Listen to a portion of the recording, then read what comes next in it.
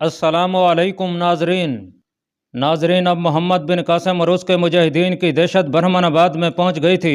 पहले बताया जा चुका है कि राजा दाहर का बेटा जयसिना मैदान जंग से भागकर बरहमानाबाद पहुंच गया था।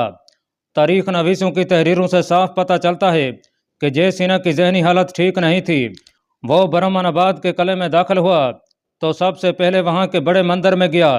पंडित हाथ जोड़कर उसके सामने खड़े हो गए। क्या तुमने महाराज को लड़ाई शुरू करने की शुभ घड़ी बताई थी? जयसेना ने पंडितों से पूछा। हाँ राजकुमार, बड़े पंडित ने जवाब दिया। और तुमने ये भी कहा था कि फतह महाराज की होगी? कहा था राजकुमार, बड़े पंडित ने जवाब दिया। क्या तुमने सुन लिया है कि महाराज को सिर्फ शिकस्त नहीं हुई बल्कि वो मारे भी गए हैं? जयसेना ने कहर आलूद आवाज में कहा। और अब तुम मुझसे ये तवक्को रखोगे कि मैं तुम्हें जिंदा रहने का हक दे दूंगा? तुमने झूठ बोला था, महाराज को धोखा दिया है। अगर राजकुमार का यही हुक्म है तो हम मरने के लिए तैयार हैं। बड़े पंडित ने कहा। लेकिन राजकुमार, अपनी तलवार से हमारी गर्दनें काटने से पहले ये सुन लें कि महाराज पर देवताओं का कहर गिरा है और यह कहर हम सब पर गिरेगा। हमारे मंदिरों में मुसलमानों के घोड़े बंधे हुए होंगे। कैसा कहर? जयसिना ने पूछा। जो मर्द और औरत एक माँ की कोख से पैदा होते हैं वो मियाँ बीवी नहीं हो सकते। पंडित ने कहा। महाराज ने अपनी सगी बहन को अपनी बीवी बना रखा था, लेकिन वो मियाँ बीवी की तरह नहीं रहते थे। जयसिना ने कहा। इससे पहले कि पंडित कुछ कहता, एक नुसवानी आवाज मंदिर के अंदर गूंजी। हाँ, हम मियाँ बीवी की तरह नहीं रहते थे। सब ने उधर देखा। मई रानी जो मंदिर के अंदर किसी ओट में खड़ी थी वो सामने आ गई। ये उसी की आवाज थी। लेकिन मेरा भाई मेरी जवानी और जवानी के अरमानों का कातिल था।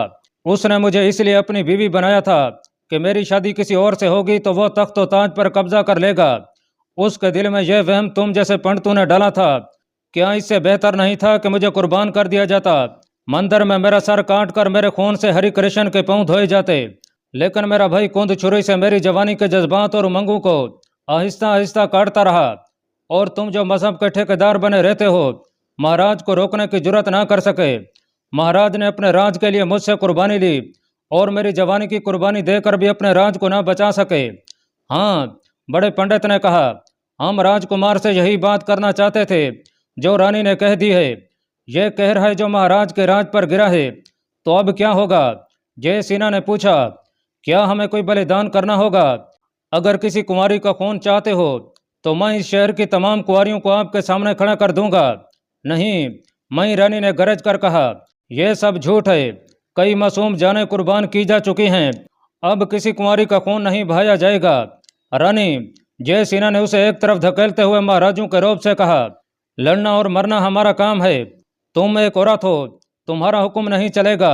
अब किसी का हुक्म नहीं चलेगा। रानी ने अता बलूद लहजे में कहा। महाराज के मरने के बाद मैं रानी हूँ। इससे पहले कि मेरी तलवार तुम्हारे सर को नीचे फेंक दे, मेरी नजरों से दूर हो जाओ। जयसिना ने कहा। और उसने हुक्म दिया कि इसे ले जाओ, ये पागल हो गई है। 2-3 आदमी लपके और मई रानी को घसीट कर मंदिर से बाहर ले गए। उसकी चीखनुमा आवाजें सुनाई देती रहीं। जिस वक्त जयसिना मई रानी को धमकी दे रहा था कि वो उसका सर काट देगा, उस वक्त मोहम्मद बिन कासिम माले गनीमत का मुआयना कर रहा था। रावण के कले से बेअंदाज माले गनीमत मिला था। उसमें 2 खास चीजें थीं। एक राजा दाहर की नौजवान भांजी थी जिसका नाम तारीखों में हसना दर्ज हुआ है, और दूसरी चीज राजा दाहर का सर था। मोहम्मद बिन कासिम के हुक्म से माले गनीमत का 5वां हिस्सा खिलाफत के लिए अलग किया गया। राजा दाहर का सर भी खिलाफत के हिस्से में शामिल किया गया और खिलाफत के हिस्से में हसना भी थी। मोहम्मद बिन कासिम ने हसना को भी खिलाफत के हिस्से में शामिल कर दिया। उसने यह सारा माल और जंगी कैदी काब बिन मखारिक राबसी के हवाले किए। इब्ने मखारिक, मोहम्मद बिन कासिम ने हुक्म दिया, यह माले गनीमत खिलाफत की बजाय हज्जाज बिन यूसुफ तक पहुंचना चाहिए और उसे यह पैगाम दे देना। मोहम्मद बिन कासिम का यह पैगाम भी तारीखों में महफूज है। अल्लाह तबारक व तआला के फजल व करम और आपकी रहनुमाई से सिंध के सांप को कुचल दिया गया है। इस्लाम के उस सबसे बड़े दुश्मन और अरब को फतह करने के ख्वाब देखने वाले राजा दाहर का सर भेज रहा हूँ, और उसकी एक भांजी जो हिंदुस्तान के हुस्न व जमाल का नमूना है आपको पेश कर रहा हूँ। ये उस राजा का सर और ये लड़की उस राजा की भांजी है जिसने हमारी औरतों और बच्चों को दीबल में कैद कर रखा था। मैंने उन कुरानी आयात का विर्द हमेशा ज़बान पर रखा है जो आप मुझे बताते रहे हैं। लश्कर रात को तिलावत कुरान और इबादत में मसरूफ़ रहता है। हर हालत में अल्लाह ताला की मदद के तलबगार रहते हैं। یہ اللہ کی مدد ہے کہ ہم نے راجہ دہر کو بہت بری شکست دی ہے، اس کا بیٹا جے سینا بھاگ گیا ہے۔ میں اس وقت راوڑ میں ہوں، یہاں کے لوگوں کو میں نے امن و امان دیا ہے، اور جو ابھی تک لوگوں کو بغاوت پر اکسا رہے تھے انہیں ہمیشہ کے لیے ختم کر دیا ہے۔ آپ کی اجازت چاہیے کہ میں برہمن آباد کی طرف کوچ کروں۔ جے سینا بھاگ کر وہاں پہنچ گیا ہے اور میرے مقابلے کی تیاریوں میں مصروف ہو گیا ہے۔ برہمن آباد کے راستے میں 2 مضبوط قلعے ہیں، ایک بہرور ہے اور دوسرا دہلیلا۔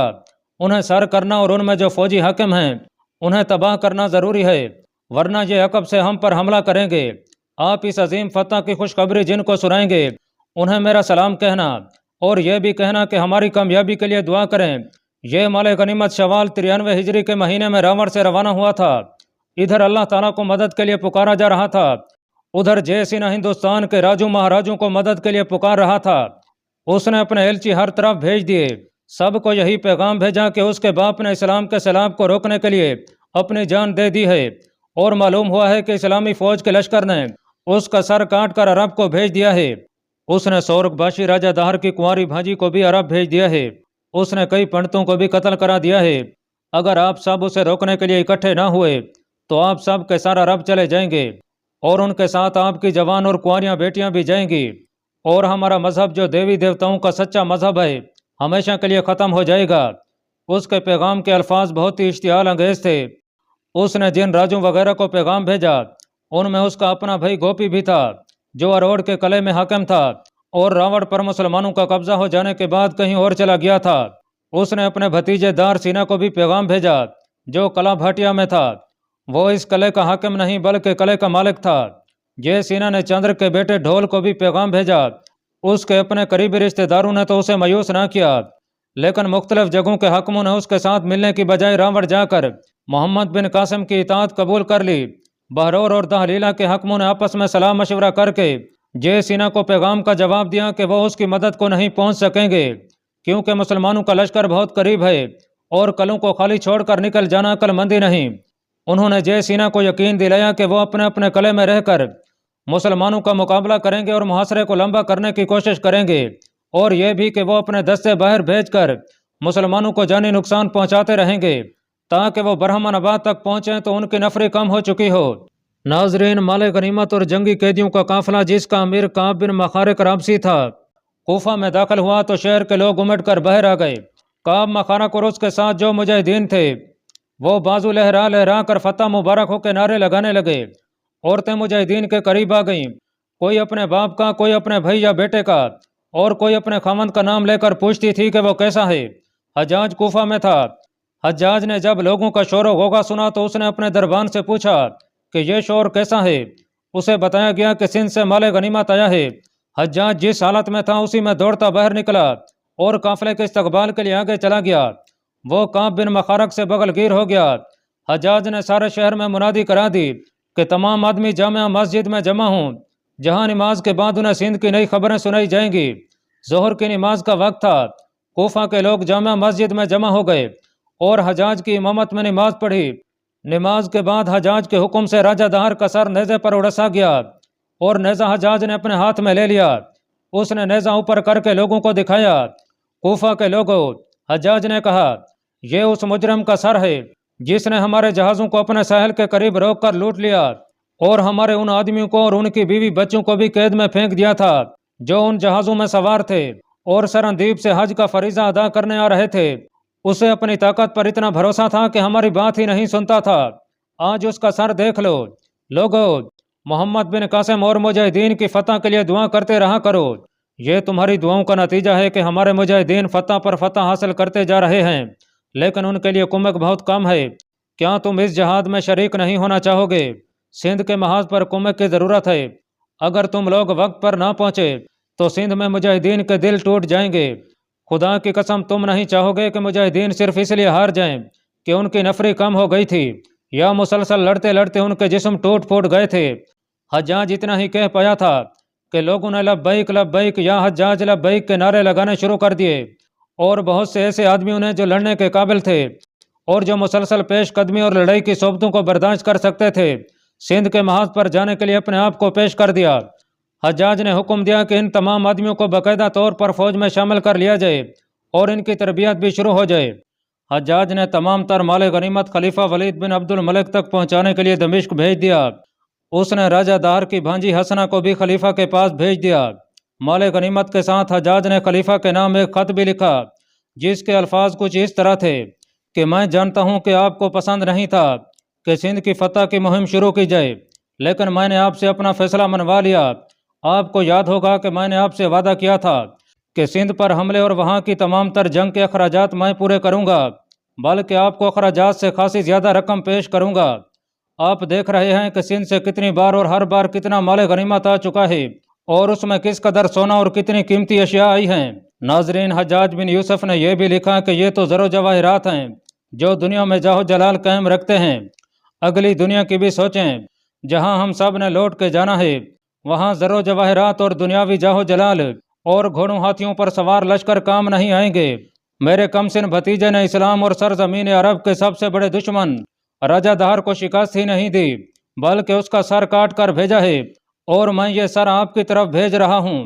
یہ وہ سر ہے جس میں بادشاہی کا غرور اور فتور سمایا ہوا تھا، جس نے اللہ تعالیٰ کی وحدانیت اور نبی کریم صلی اللہ علیہ وسلم کی رسالت اور اسلام کی صداقت کو قبول کرنے کی بجائے دشمنی کی تھی۔ اور اس میں کیا شک ہے کہ یہی وہ لوگ ہیں جو خدائے ذوالجلال کو اپنا دشمن بنا لیتے ہیں۔ ناظرین، دمشق کی گلیوں میں اسی ایک آواز کی گونج سنائی دے رہی تھی کہ محمد بن قاسم نے سندھ کے بادشاہ کو ہلاک کر دیا ہے۔ گلی کوچے میں صرف محمد بن قاسم کا نام سنائی دے رہا تھا۔ سارے شہر میں جشن کی کیفیت پیدا ہو گئی تھی۔ بعض نے جوش میں آ کر نعرے بجانے شروع کر دیے تھے۔ صرف ایک آدمی تھا جس کے چہرے پر مسرت کا ہلکا سا بھی تاثر نہیں تھا، اس پر سنجیدگی چھائی ہوئی تھی۔ سنجیدگی کی پرچھائیاں کبھی کبھی گہری ہو جاتی تھیں۔ چہرے کے تاثرات سے اور اس کے انداز سے پتہ چلتا تھا جیسے اسے محمد بن قاسم کی فتح و نصرت سے کوئی دلچسپی نہ ہو۔ کبھی یوں بھی لگتا تھا جیسے اسے فتح کے یہ نعرے تکلیف دے رہے ہیں۔ یہ تھا خلیفہ وقت کا بھائی سلیمان بن عبد الملک۔ وہ الگ تھلگ کھڑا تھا۔ کعب بن مخارق رابسی خلیفہ کے دربار میں حاضر ہوا۔ وہاں کچھ اور مصاحبین بھی موجود تھے۔ کعب بن مخارق نے حجاج بن یوسف کا تحریری پیغام پیش کیا، جو خلیفہ نے اس سے لے کر پڑھنا شروع کر دیا۔ وہ جو جو پڑھتا جاتا تھا، اس کے چہرے پر رونق آتی جا رہی تھی، پھر اس کے ہونٹوں پر مسکراہٹ آ گئی۔ پیغام پڑھ کر اس نے ابن مخارب سے کہا کہ وہ پیغام پڑھ کر سب کو سنائے۔ اس کے بعد خلیفہ نے باہر آ کر مال غنیمت دیکھا اور اس سے سونے کے علاوہ جو قیمتی اشیاء تھیں وہ الگ کر دیں۔ پھر اس نے کہا کہ راجہ دہر کی بھانجی کو پیش کیا جائے۔ لڑکی کو اس کے سامنے لایا گیا۔ خلیفہ ولید کچھ دیر تو اس لڑکی کو دیکھتا ہی رہا۔ لڑکی کی آنکھوں میں آنسو تھے۔ اے لڑکی، ولید بن عبد الملک نے ترجمان کی معرفت راجہ دہر کی بھانجی سے کہا، تیرے دل میں ابھی اپنی خوش قسمتی کا احساس پیدا نہیں ہوا۔ اگر وہیں رہ جاتی تو تیرا انجام بہت برا ہوتا۔ اس میں خوش قسمتی والی بات کیا ہے؟ لڑکی نے پوچھا۔ یہ کچھ خوش قسمتی نہیں کہ میں یہاں ہر کسی کی داشتہ بنوں گی۔ عورت کی قسمت میں یہی کچھ لکھا ہے۔ میں نے مسلمانوں کے متعلق سنا تو کچھ اور تھا، لیکن آپ ایک بے بس لڑکی کو دیکھ کر خوش ہو رہے ہیں۔ ہم تمہیں اس طرح قید خانے میں نہیں رکھیں گے جس طرح تمہارے ماموں راجہ دہر نے ہمارے بحری مسافروں کو لوٹ کر انہیں دیول کے قید خانے میں قید کر دیا تھا۔ خلیفہ ولید بن عبد الملک نے کہا، ان قیدیوں میں عورتیں بھی تھیں اور بچے بھی تھے، کیا ان کا انتقام مجھ سے لیا جائے گا؟ لڑکی نے پوچھا۔ انتقام جس سے لینا تھا اس سے لیا جا چکا ہے۔ ولید بن عبد الملک نے کہا، تم ہر کسی کی داشتہ نہیں بنو گی، کسی ایک آدمی کی بیوی بنو گی۔ اگر تم سندھ میں رہ جاتی جہاں تمہارے ماموں کی فوجیں میدان چھوڑ کر بھاگ رہی ہیں، ہتھیار ڈال کر قید ہو رہی ہیں اور ہماری تلواروں سے کاٹ رہی ہیں، تو تم وہاں سے کسی اور طرف بھاگتے ہوئے نہ جانے کس کے ہاتھ چڑھ جاتی اور کس کس کی داشتہ بنتی۔ کیا تم کو ایک واقعہ بھی سنا سکتی ہو کہ ہماری فوج نے کوئی شہر فتح کر کے کسی سالار عہدے دار یا سپاہی نے تم جیسی کسی لڑکی پر ہاتھ اٹھایا ہو یا اس کی عزت کا پاس نہ کیا ہو؟ کیا تم نے دیکھا نہیں کہ جس سالار نے تمہیں یہاں بھیج دیا ہے وہ نوجوان ہے؟ کیا وہ تمہیں اپنے پاس نہیں رکھ سکتا تھا؟ بے شک میں نے دیکھا ہے، لڑکی نے کہا۔ پھر بھی میں ڈر رہی ہوں کہ کون ہے جو میرے ساتھ شادی کرے گا۔ میں کروں گا۔ خلیفہ نے کہا، تمہیں اپنا مذہب چھوڑنا پڑے گا اور تم ہمارے مذہب کے مطابق سچے دل سے مجھے قبول کرو گی۔ خلیفۃ المسلمین، وہاں بیٹھے ہوئے ایک آدمی نے کہا، کیا میری یہ خواہش پوری نہیں ہو سکتی کہ میں اس لڑکی کے ساتھ شادی کر لوں؟ بے شک اسے میں نے اپنے لیے پسند کیا تھا۔ ولید بن عبد الملک نے کہا، لیکن میں تمہاری خواہش کو رد نہیں کروں گا، تم ہی اس کے ساتھ شادی کر لو۔ ناظرین، تاریخ میں اس آدمی کا نام عبداللہ بن عباس لکھا ہے جس نے خلیفہ سے یہ لڑکی مانگی تھی۔ کسی بھی تاریخ میں عبداللہ بن عباس کے متعلق یہ تفصیل نہیں ملتی کہ اس پر خلیفہ نے اتنی شفقت کیوں کی تھی کہ جس لڑکی کو اس نے اپنے لیے پسند کیا تھا وہ لڑکی اسے دے دی۔ عبداللہ بن عباس نے اس لڑکی کے ساتھ شادی کر لی۔ لڑکی بڑا لمبا عرصہ عبداللہ بن عباس کے عقد میں رہی، لیکن اس کے بطن سے ایک بھی بچہ پیدا نہ ہوا۔ راجہ دہار کا سر نیزے کی انی میں اڑس کر سارے شہر میں گھما پھرا کر اس کی نمائش کی گئی۔ سعودی عرب میں یہ رواج آج بھی ہے کہ جسے سزائے موت دی جاتی ہے اس کی گردن سر عام تماشائیوں کے ہجوم کے سامنے تلوار کے ایک ہی وار سے کاٹ دی جاتی ہے۔ پھر جلاد مرنے والے کا سر نیزے کی انی میں اڑس کر نیزہ بلند کرتا اور تمام تماشائیوں کو دکھاتا ہے۔ اس کے بعد خلیفہ ولید بن عبد الملک کا رویہ بالکل بدل گیا اور اس نے سندھ کی مہم میں پوری طرح دلچسپی لینی شروع کر دی، اور اس نے حجاج کو مبارک کا پیغام بھیجا اور لکھا کہ محمد بن قاسم تک بھی اس کی مبارک اور دعائیں پہنچائی جائیں۔ حجاج بن یوسف نے کعب بن مخارب رابسی کے ہاتھ محمد بن قاسم کے نام پیغام بھیجا، جس میں اس نے پہلے کی طرح محمد بن قاسم کی حوصلہ افزائی کی اور اسے ہدایات دی کہ اب وہ کس طرح آگے بڑھے۔ اس سے پہلے محمد بن قاسم کو لکھا تھا کہ راجہ دہار پر فتح پا لی گئی تو آگے پیش قدمی تیز ہو جائے گی۔ حجاج نے پہلے کی طرح اب بھی اپنے پیغام میں تلاوت قرآن اور عبادت پر زور دیا اور ایک بار پھر آیت الکرسی کی فضیلت بیان کی۔ محمد بن قاسم نے راوڑ کا شہری انتظام رواں کر دیا اور اموال مقرر کر دیے۔ اس دوران اس نے بہرور میں اپنے جاسوس بھیج دیے تھے۔ معلوم یہ کرنا تھا کہ وہاں کتنی فوج ہے، قلعے کی دیواریں کیسی ہیں اور دیگر دفاعی انتظامات کیا ہیں۔ قلعے کی ساخت اور مضبوطی کا جائزہ لینے کے لیے شعبان سقفی خود بھیس بدل کر گیا تھا اور قلعے کے ارد گرد کچھ دیر گھومتا پھرتا رہا تھا۔ دوسرے جاسوس مقامی آدمی تھے، ان کا بہروپ آسان تھا۔ وہ راوڑ سے بھاگے ہوئے شہری بن کر گئے تھے اور کچھ دن وہاں رہ کر نکل بھی آئے تھے۔ بہرور اروڑ سے آگے ایک قلعہ تھا جس کے متعلق پہلے کہا جا چکا ہے کہ سر کرنا ضروری تھا۔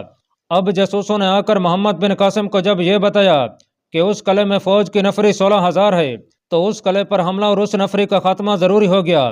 محمد بن قاسم کا اصل اور سب سے بڑا ہدف تو برہمن آباد تھا، جہاں تک محمد بن قاسم اپنے لشکر کو دور کا چکر کاٹ کر لے جا سکتا تھا، اور اس طرح بہرور اور اس سے آگے ایک اور قلعہ دہلیلا کو نظر انداز کیا جا سکتا تھا۔ لیکن ان قلعوں میں دشمن کی جو اتنی زیادہ فوج تھی اسے نظر انداز کرنا بہت بڑی جنگی لغزش تھی۔ محمد بن قاسم نے ماہ شوال 93 ہجری کے آخری دنوں میں راوڑ سے کوچ کیا اور بہرور تک پہنچ گیا۔ محمد بن قاسم کا یہ خیال غلط ثابت ہوا کہ اس نے دشمن کو بے خبری میں جا لیا ہے، کیونکہ جو ہی اس نے اپنے لشکر کو محاصرے کی ترتیب میں کیا، دیواروں سے اور قلعے کے برجوں سے تیروں کا میہ برس پڑا۔ تیروں کی یہ بچھاڑیں اچانک آئی تھیں۔ جب مسلمان قلعے کا محاصرہ کر رہے تھے تو ایسے پتہ چلتا تھا جیسے اس قلعے میں کوئی بھی نہیں۔ دیواروں کے اوپر دشمن کے سپاہی نظر آتے تھے، لیکن ان کا انداز ایسا تھا جیسے وہ خوف زدہ ہوں اور مسلمانوں پر تیر چلانے سے گریز کر رہے ہوں۔ اسی دھوکے میں مسلمان دیوار کے اتنے قریب چلے گئے کہ دشمن کے تیروں کی بچھاڑوں کی زد میں آ گئے۔ اس کا نتیجہ یہ ہوا کہ محاصرہ اکھڑ گیا، کئی ایک مجاہدین زخمی اور شہید ہو گئے۔ اچانک افراتفری سی مچ گئی۔ اس صورتحال سے دشمن نے یہ فائدہ اٹھایا کہ قلعے کا صدر دروازہ اور ایک اور دروازہ کھولا۔ سواروں کے دستے اندر سے یوں نکلے جیسے سیلاب بند توڑ کر نکلا ہو۔ ان سواروں کا مسلمانوں پر حملہ بڑا ہی شدید تھا۔ ایک بار تو مسلمانوں کے پاؤں اکھڑ گئے۔ جتنی دیر میں وہ سنبھلتے، دشمن کے سوار ایک زوردار وار کر کے واپس قلعے کے اندر جا رہے تھے۔ محمد بن قاسم کو اپنے طور طریقوں اور چالوں پر نظر ثانی کرنی پڑی۔ اس نے اپنے تمام دستوں کو پیچھے ہٹا لیا۔ شہیدوں کی لاشیں ابھی تک دشمن کے سامنے پڑی تھیں اور بعض شدید زخمی جو اٹھنے کے قابل نہیں تھے وہیں بے ہوش پڑے تھے جہاں گرے تھے۔ ان سب کو رات کے وقت اٹھایا گیا۔ اگلے دن محمد بن قاسم نے کوئی کارروائی نہ کی۔ زیادہ تر وقت زخمیوں کی مرہم پٹی میں صرف ہوا اور ان زخمیوں کو پیچھے بھیجا گیا جو لڑنے کے قابل نہیں تھے۔ اس روز محمد بن قاسم نے اپنے سالاروں کو بلایا اور ان کے ساتھ صلاح مشورہ کر کے نئی حکمت عملی ترتیب دی۔ تمام سالاروں کو احساس ہو گیا تھا کہ اس قلعے کو آسانی سے سر نہیں کیا جا سکے گا۔ اگلے روز محمد بن قاسم نے ایک مقام پر تیر اندازوں کو اکٹھا کیا اور دیواروں میں شگاف ڈالنے اور سرنگ کھودنے والے تربیت یافتہ آدمیوں کو بھی ساتھ لیا۔ اس نے تیر اندازوں کو حکم دیا کہ سامنے دائیں اور بائیں دیوار پر اس قدر تیز تیر برسائیں کہ دیوار سے کسی کا سر اوپر نہ اٹھ سکے۔ تیر اندازوں نے اس کے حکم کی تعمیل کی۔ تیروں کی بچھاڑیں دیواروں پر پڑنے لگیں تو دیوار کے اس حصے سے دشمن کے سپاہی اوٹ میں ہو گئے۔ محمد بن قاسم نے دیواروں میں شگاف ڈالنے والوں کو تیز دوڑایا کہ وہ دیوار تک پہنچ جائیں۔ وہ پہنچ گئے اور انہوں نے دیوار میں نقب لگانی شروع کر دی۔ کام آسان معلوم ہوتا تھا، क्योंकि दीवार गारे और पत्थरों की बनी हुई थी। पत्थर निकलते आ रहे थे, लेकिन यह दीवार मकानों की दीवारों की तरह सीधी नहीं थी, बल्कि मखरूती थी और नीचे से बहुत चौड़ी थी। इसमें नकब लगाने का मतलब यह था जैसे सुरंग खोदी जा रही हो। इस पार्टी में आदमी इतने ज्यादा थे जो दीवार में सुरंग जैसी नकब लगा सकते थे, लेकिन इसी दीवार के दूर के कोने पर खड़े सिपाहियों ने देख लिया कि दीवार तोड़ी जा रही है। उन्होंने ये इंतजाम किया कि बड़े बड़े पत्थर, लकड़ी के शतीर और जलती हुई लकड़ियां ऊपर जमा कर लीं। पहले उन्होंने दीवार पर पत्थर रखे, खुद ओट में रहे, उनके सिर्फ हाथ ऊपर थे। उन्होंने ऊपर से पत्थर लुढ़काने शुरू कर दिए। इसके साथ ही जलती हुई लकड़ियां इस तरह नीचे फेंकी कि लकड़ी दीवार के ऊपर वाले सिरे पर रख कर छोड़ देते थे तो यह दीवार की ढलवान से लुढ़कती नीचे आ जाती थी। दुश्मन ने यह जो हथियार इस्तेमाल किया, यह मुसलमानों के लिए बड़ा ही नुकसानदायक साबित हुआ। जहां दीवार में नकब लगाई जा रही थी, वहां जलती हुई लकड़ियों के शोले उठने लगे। एक दो आदमी झुलस भी गए। दुश्मन ने चंद एक जानों की कुर्बानी देकर यह कामयाबी हासिल कर ली कि मुसलमानों को दीवार से भगा दिया। दुश्मन ने कुर्बानी इस तरह दी कि उसके आदमी जब पत्थर या लकड़ियां नीचे को लटकाने के लिए सर ऊपर उठाते थे तो तीरों का निशाना बन जाते थे। मोहम्मद बिन कासिम का यह हरबा भी नाकाम हो गया और उसने दरवाजों को तोड़ने की स्कीम बनाई, लेकिन दुश्मन के तीर अंदाज दरवाजे के करीब नहीं जाने देते थे। कई तरीके इख्तियार किए गए, लेकिन कले की फौज ने कोई भी तरीका कामयाब न होने दिया, बल्कि दुश्मन ने अपनी इस दिलेराना कार्रवाई को जारी रखा कि कभी सवार और कभी प्यादा दस्ते बड़ी तेजी से बाहर आ जाते और मुहासरे में फैले हुए मुसलमानों के किसी एक हिस्से पर हल्ला बोलकर उसी तेजी से वापस चले जाते थे। इस वक्त तक मोहम्मद बिन कासिम यह समझ चुका था कि सिंध की फौज का यह खास अंदाज है कि बाहर आकर हमला करते और वापस चले जाते हैं। मोहम्मद बिन कासिम ने हिंदुओं की इस नौयत के हमलों का तोड़ यह सोचा कि मुहासरे के दस्तों को तैयार रखा जाए और जब हिंदुओं का दस्ता हल्ला बोलने के लिए बाहर आए तो उन्हें घेरे में ले लिया जाए और वापस न जाने दिया जाए। 2-3 रोज बाद 2 दरवाजों में से हस्बे मामूल दुश्मन के सवार दस्ते निकले। अब मुसलमान इसके लिए तैयार थे। उन्होंने दाएं और बाएं से आगे होकर इन दस्तों को निर्गय में ले लिया, लेकिन मुसलमानों के जो सिपाही दीवार और दरवाजों के करीब चले गए थे उन पर दीवार से तीर आने लगे। वो इतने करीब थे कि दीवार के ऊपर से उन पर पत्थर भी फेंके गए। इस तरह घेरा टूट गया। हिंदू सवार घोड़े दौड़ाते और कोई मुसलमान सामने आता तो उसे कुचलते वापस चले गए। मोहम्मद बिन कासिम ने एक कुर्बानी देने का फैसला किया। उसने मुंतखब जांबाज सदर दरवाजे के सामने इकट्ठे कर लिए और दुश्मन के अगले हमले का इंतजार करने लगा। अगला हमला 3 रोज बाद आया। मोहम्मद बिन कासिम ने अपने मुंतखब जांबाजों को पहले ही बता रखा था कि क्या करना है। जो ही सदर दरवाजा खुला, जांबाज कूद कर घोड़े पर सवार हुए और घोड़ों को एड़ लगा दी। घोड़े सरपट दौड़े। सदर दरवाजे से दुश्मन के सवार निकल रहे थे। मुसलमान सवारों के पास बर्छियां थीं। दोनों तरफों के घोड़े आपस में टकराए, फिर बर्छियां और तलवारें टकराने लगीं। मुसलमान सवार तो बाहर थे, इसलिए उनके पास दाएं बाएं आगे पीछे हरकत करने के लिए बहुत जगह थी। हिंदू सवार दरवाजे में से आ रहे थे, इसलिए वो आसानी से पैंतरे नहीं बदल सकते थे। वो पीछे हट रहे थे और मुसलमान उन्हें दबाते और काटते जा रहे थे। तवक्को ये थी कि मुसलमान सवार किले में दाखिल हो जाएंगे। मोहम्मद बिन कासिम खुद उनके करीब हो गया और उन्हें ललकारने लगा। दीवार से एक तीर आया जो मोहम्मद बिन कासिम के आगे जहन में उतर गया। उसकी जिंदगी और मौत के दरमियान सिर्फ बाल बराबर फासला रह गया था। एक सवार ने देख लिया। मोहम्मद बिन कासिम ने इस तीर को इतनी सी भी अहमियत न दी कि उसे जहन से निकाल कर फेंक देता। वो चिल्ला चिल्ला कर अपने सवारों को हिदायत दे रहा था। जिस सवार ने मोहम्मद बिन कासिम के जहन में तीर उतरते देखा था, वो घोड़ा दौड़ाता उसके पास आया। सलार आला। सवार ने मोहम्मद बिन कासिम से कहा, आप यहाँ से चले जाएं। आप ना रहे तो कुछ भी नहीं रहेगा। यहाँ से चले जाओ। मोहम्मद बिन कासिम ने उसे डांटते हुए कहा, अपनी जगह पर रहो। नाजरीन, इस सवार ने अपने सलार आला की डांट और उसके हुक्म की परवाह न की। लपक कर मोहम्मद बिन कासिम के घोड़े की लगाम पकड़ ली और अपने घोड़े को एड़ लगा दी। मोहम्मद बिन कासिम चिल्ला रहा था, लेकिन इस सवार ने उसके घोड़े की लगाम ना छोड़ी और उसे तीरों की जद से दूर ले गया। कासिम के बेटे सवार ने अपने और मोहम्मद बिन कासिम के रुतबे के फर्क की परवाह न करते हुए कहा, तुम कीमती इंसान हो। मुझ जैसे 1000 सिपाही मारे गए तो कोई फर्क नहीं पड़ेगा। यह सवार मोहम्मद बिन कासिम को खामोश और हैरान छोड़कर घोड़ा दौड़ाता लड़ाई में शामिल होने के लिए गया तो ऊपर से एक तीर आया जो उसकी हंसली से जरा नीचे सीने में उतर गया। वो घोड़े पर एक तरफ को गिरने लगा। मोहम्मद बिन कासिम ने देख लिया। उसने घोड़ा दौड़ाया और उस तक पहुंचकर उसे गिरने से बचा लिया और उसके घोड़े को भी अपने घोड़े के साथ पीछे ले आया। तुम जिंदा रहना इब्ने कासिम, सवार ने कहा, और उसका सर मोहम्मद बिन कासिम के कंधे पर ढले गया। تاریخ نے اس سپاہی کا نام ہشام بن عبداللہ لکھا ہے، وہ کوفہ کی ایک بستی کا رہنے والا تھا۔ اللہ پاک کمی بیشی معاف فرمائے۔ اللہ آپ کا حامی و ناصر ہو، آمین۔